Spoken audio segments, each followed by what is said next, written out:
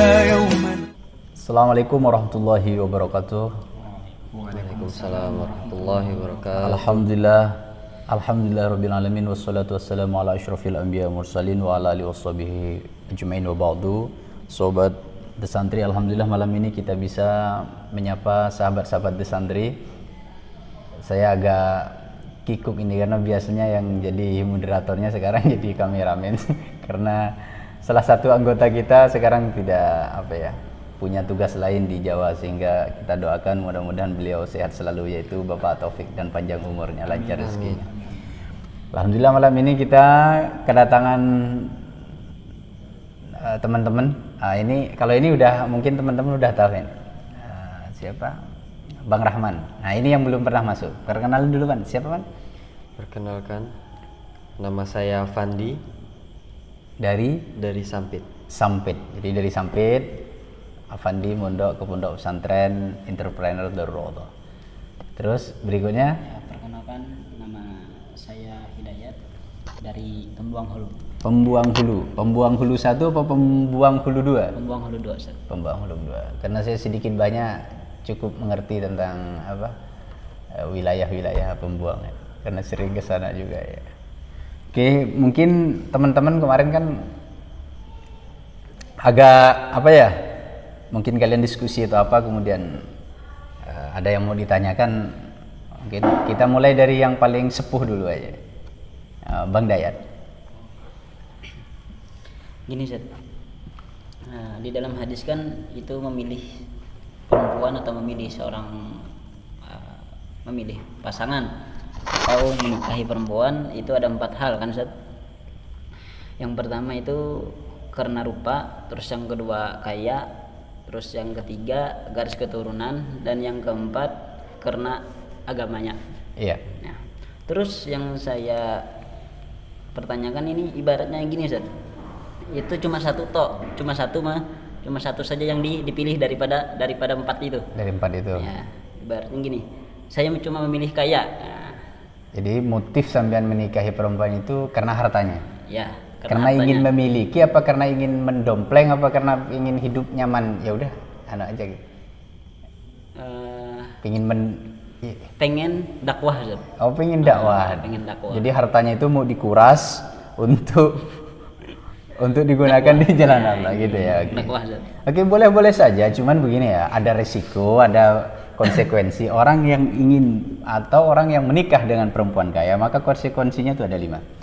Itu keterangan ada di kitab Ihya juz 3 halaman 90. Ini qala ba'duhum man tazawwaja ghaniyatan kana lahu minha khamsu khisalin. Orang yang menikahi perempuan kaya, maka dia memiliki 4 konsekuensi.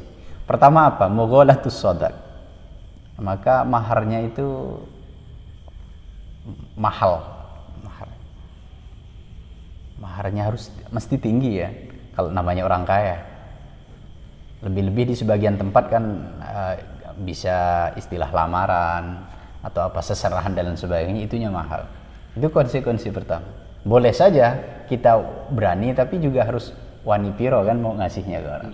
Namanya orang kaya kan nggak mungkin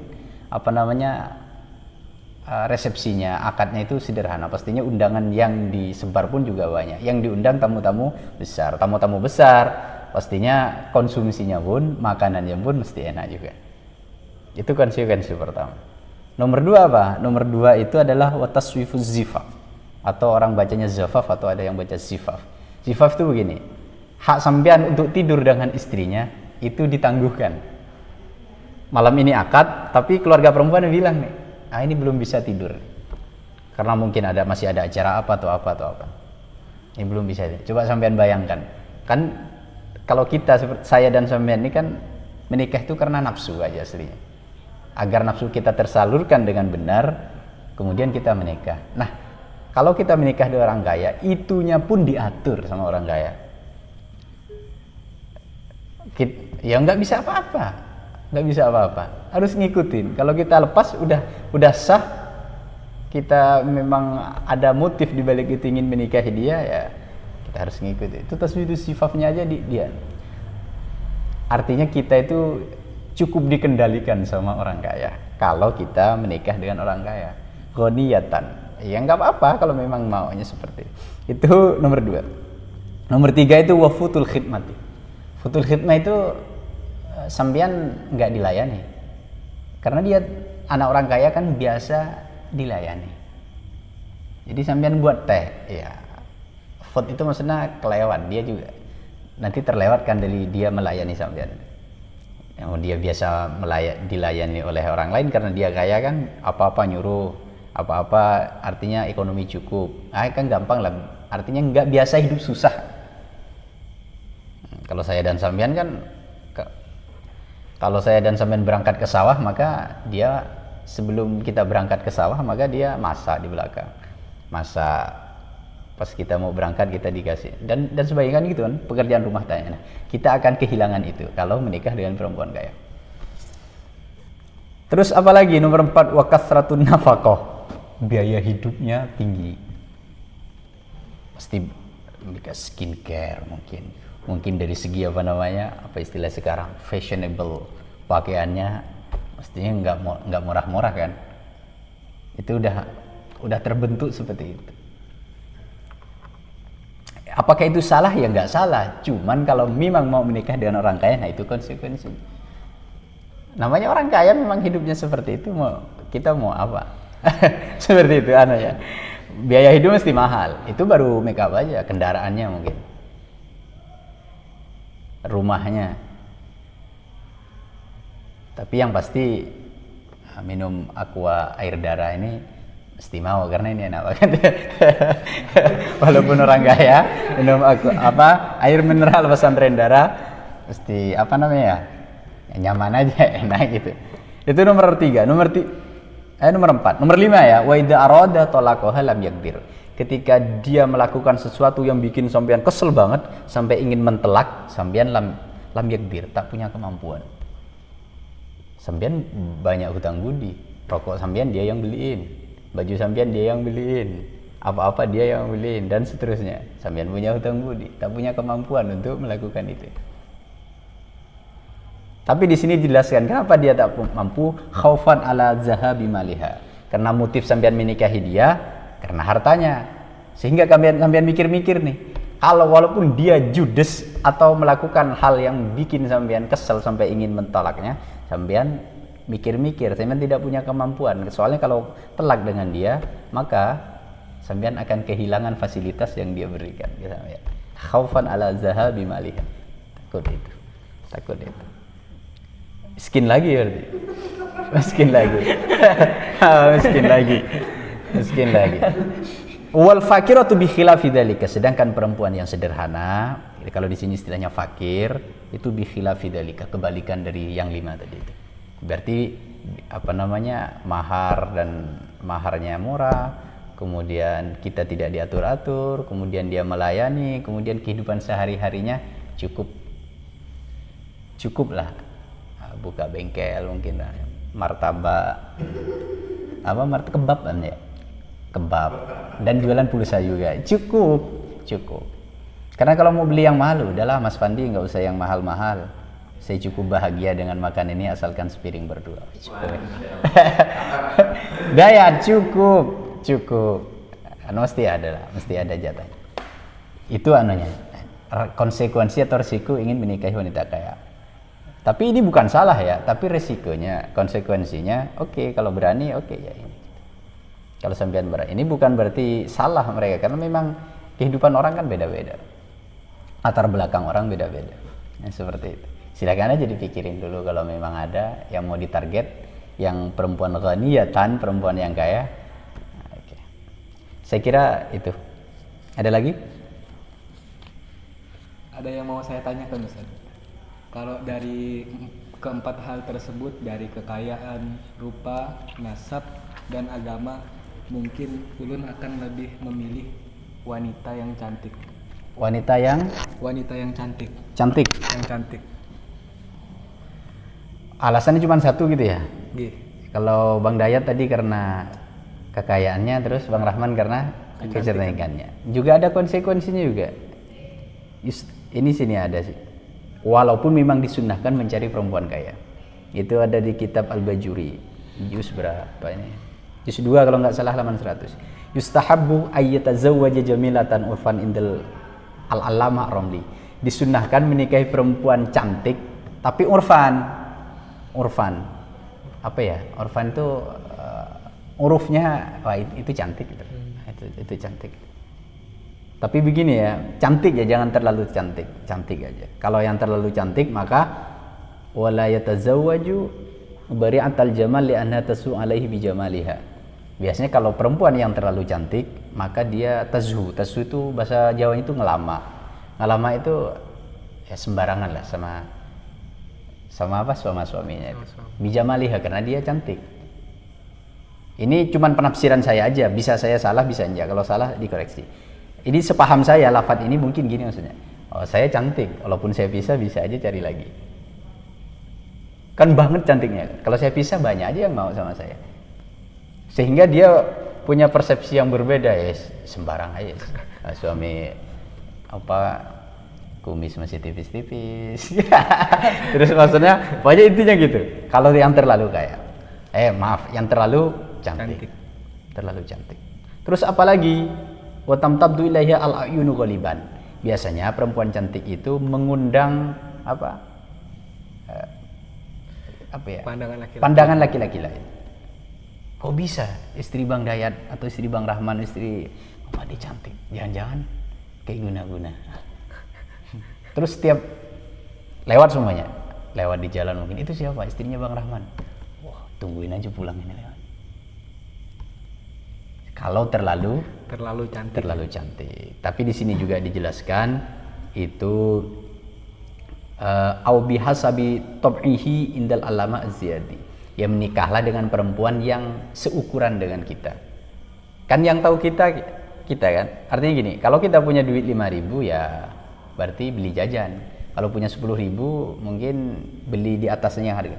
Kalau punya 15.000 boleh dapat nasi goreng. Kalau punya 20.000 mungkin apa gitu. Artinya yang tahu kita tampan dan tak tampan, yang tahu kita tampan tak tampan kan kita sendiri.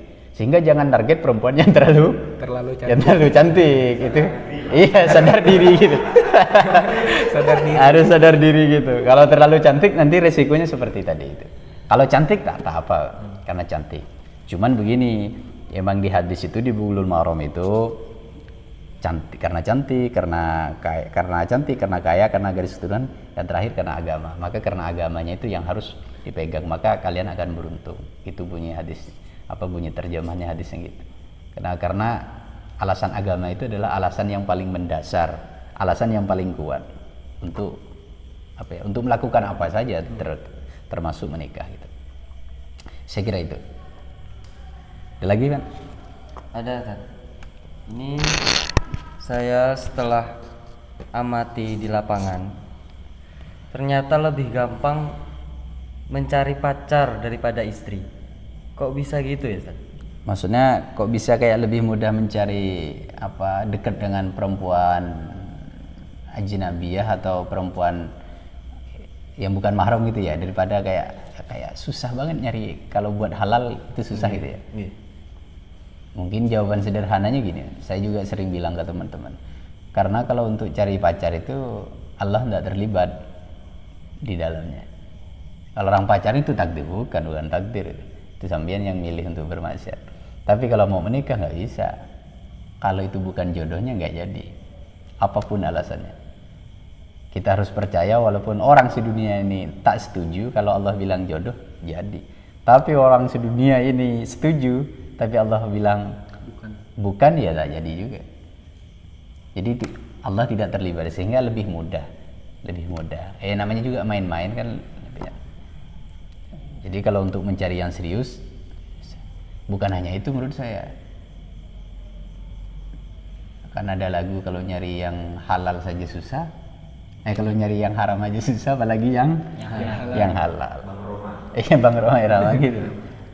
Tapi memang untuk ukuran yang serius itu memang lebih susah, Pak. Karena itu artinya kaitan dengan takdir. Kalau maksiat itu nggak bisa dikembalikan ke takdir. Itu takdir Allah, nggak ada orang dosa kalau seperti itu. Kenapa kamu judi? Itu takdir Allah. Kenapa kamu pacaran? Itu takdir, nggak bisa dikembalikan seperti itu. Karena dalam cerita ini diberi iradah, suruh milih, ini baiknya. Kalau biasanya ulama atau ustadz biasanya menjawab kayak gitu. Ya kan Sama dengan ujian itu A B C D, yang benar kan cuma satu. Kenapa yang salah tetap dimasukkan situ ya, biar kita milih mana yang benar nih, pilih yang benar. Kenapa kok tetap masih ada yang maksiat, maksudnya ada perilaku maksiat di dunia ya, biar kita nguji iman kita itu diuji, kita takwa apa enggak dan seterusnya. Mungkin itu. Tapi mungkin ya, kalau dari saya nih, kalau Dayat tadi kan kaya ya, pengen cari yang kaya gitu. Kira-kira apa ya? Kenapa ya kok maksudnya kok kayanya ini? Kok yang di Zoom itu kayaknya pingin cari yang kaya, ya kaya banget. Kalau dia gampang nggak cantik tapi kaya gitu, tetap milih yang kaya. Tetap Ustaz. Milih yang kaya. Gimana? Kok bisa gitu ya? Apa? Kalau kaya itu kan hartanya kan bisa kita buat dakwah kan Ustaz ya. Oh, maksudnya mau dialokasikan buat dakwah. Oh, buat dakwah. Contoh konkretnya kayak apa? Dakwah seperti apa? Apa bangun madrasah kah? Apa bangun pesantren apa? Bisa bangun madrasah kalau kaya kan. Iya. Terus bisa membantu parkir miskin. Oh gitu. Siap. Mulia. Ya, itu mulia. Itu bagus aja ya. Enggak masalah, boleh saja. Berarti alasannya karena alasan agama berarti. Bukan pribadi pingin apa ya? Pingin hidup nyaman dengan fasilitas yang dia punya. Enggak, bukan seperti itu. Memang aslinya memang karena pingin mengarahkan si perempuan tadi, terus hartanya buat yang bermanfaat gitu ya. Kalau Rahman tadi kenapa? Pilih yang cantik. Kalau ulun sih ya memang ingin memilih yang cantik itu karena perempuan dari lahir kalau cantik itu kan nggak bisa diubah. Oke. Kalau seandainya kekayaan itu kan masih bisa dicari. Oke. Berarti beda ini berarti ya. Tapi kalau kaya kan, terus nggak cantik tapi bisa skincarean kan. Kan ada uang kan, Man? Oh, maksudnya nanti perawatan gitu ya dia. Bisa perawatan. Bisa perawatan. Tapi kalau menurut umum pribadi sih produk original tuh tetap beda. Berarti memang yang original itu tetap apa ya, levelnya di atas yang KW.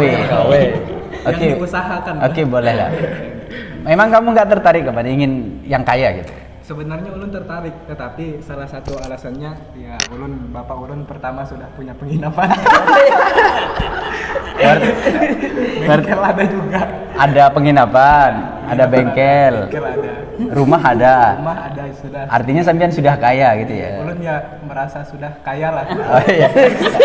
Tapi nggak apa-apa man. Kalau sampean bilang saya kaya itu dalam arti biar sampean bersyukur, bukan karena sombong, nggak masalah. Boleh-boleh saja. Sekaligus itu kan informasi kan, ini loh saya kaya, ada yang butuh duit, nah datang ke rumah saya gitu ya kan sama juga gitu juga kan. Bisa. Mobil ada? Mobil ada masih. Mobil ada. Berapa? 2 apa 1? Mobilnya sih cuma 1 aja. Cuman 1. Masih belum nambah. Belum nambah. Oke. Boleh aja, nggak masalah pilih yang kaya atau apa. Cuman yang terpenting yang harus diingat, dia harus punya pendidikan agama yang ada. Kalau memang ya mau nyari yang 4 paket lengkap gitu ya nggak ada. Walaupun ada mungkin dianya nggak mau juga sama kita. Dia mau ya cantik, kaya, nasab bagus, kemudian agamanya bagus. Pilihannya bukan Maftu, bukan Bang Rahman, bukan Pandi, bukan Bang Dayat. Mungkin bisa memilih Bang Amin ya. Bisa gitu. Mungkin itu anehnya apa? Ada yang mau ditanyakan lagi nggak? Nah gini Ustaz, ibaratnya gini Ustaz, memilih karena rupa, terus dan karena kaya. Nah, memilih 2 itu terus gimana Ustaz? Ada nggak amalan supaya dapat cewek atau perempuan mendapatkan dua itu tadi Ustaz, karena rupa dan karena kaya. Ada nggak amalannya Ustaz? Kalau buat ya ada-ada aja sih. Cuman kebetulan saya sendiri sedang mengupayakan itu juga.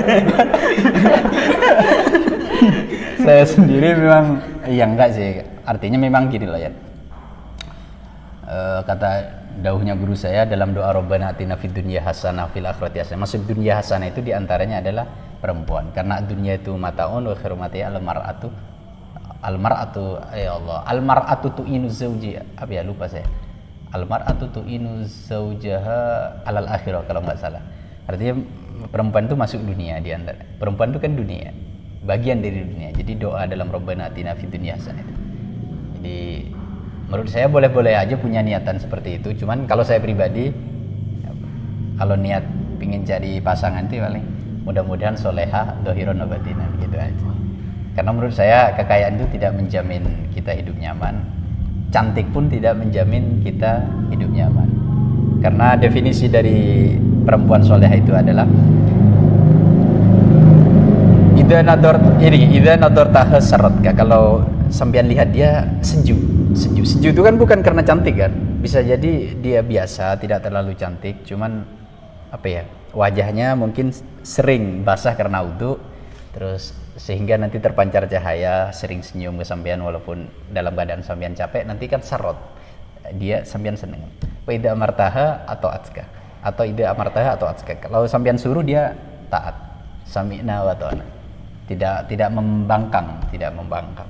Itu diantara apa namanya definisi perempuan soleh. Jadi perempuan soleh itu dia ukurannya bukan fisik, bukan physically, bukan karena kayanya, bukan karena finansial, juga bukan karena apa bodinya, bukan karena fisik. Tapi ya boleh-boleh aja tadi itu. Mau pilih yang karena kaya boleh, mau karena yang cantik boleh, mau pilih karena dia anaknya siapa juga boleh, mau pilih karena dia agamanya kuat boleh.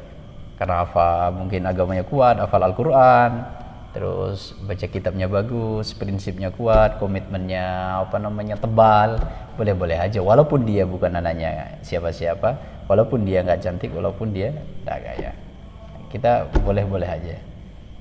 Hanya saja yang paling penting, kalau kata guru saya terakhir ini, kalau kita mau menikah, jangan kita nggak boleh egois. Egois gini maksudnya. Kita pinginnya untung, tapi keluarga dia dan dia merasa nggak untung. Jadi harus mencari keluarga yang dia dan keluarganya merasa beruntung dapat kita. Itu paling penting ya. Karena itu kedepannya nanti nyaman komunikasinya dan jalannya mesti lancar. Jangan sampai gini maksudnya, ada keluarga dari kita yang nggak srek, kemudian kita paksakan. Ya. Lebih-lebih ibu dan orang tua itu. Ke belakangnya kurang ya.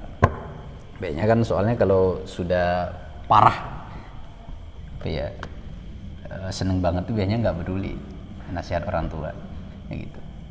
Jadi cari aja yang mana orang yang mau nerima sampean seutuhnya, total.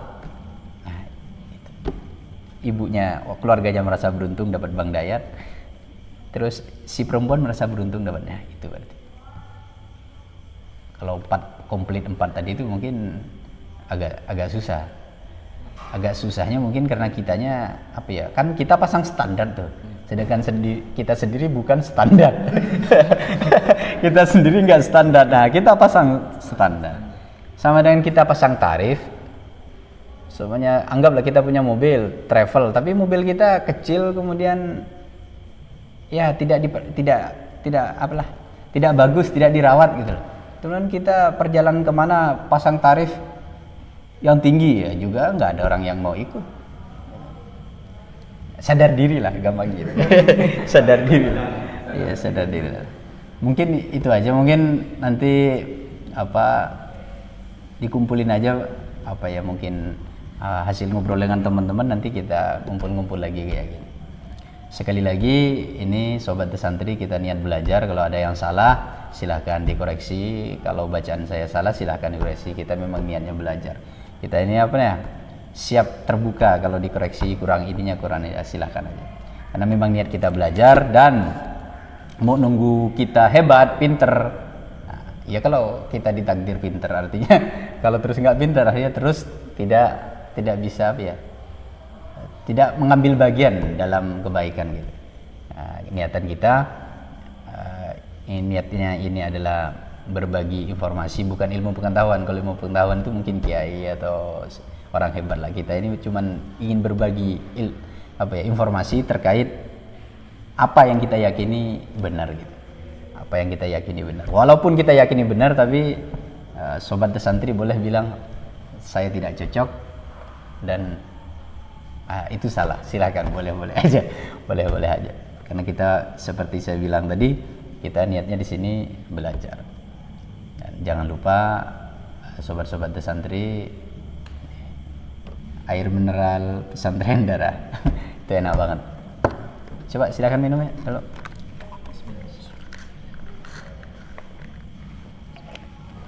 Sobat santri, mungkin itu yang bisa kita obrolin. Ini obrolan santai aja. Mudah-mudahan sedikit ada manfaatnya. Kami doakan mudah-mudahan sobat santri sehat selalu, lancar rezekinya dan panjang umurnya. Jangan lupa subscribe, komen, dan share. Hadanallahu iyyakum ihdinas siratal mustaqim. Assalamualaikum warahmatullahi wabarakatuh. Waalaikumsalam warahmatullahi wabarakatuh. أمتي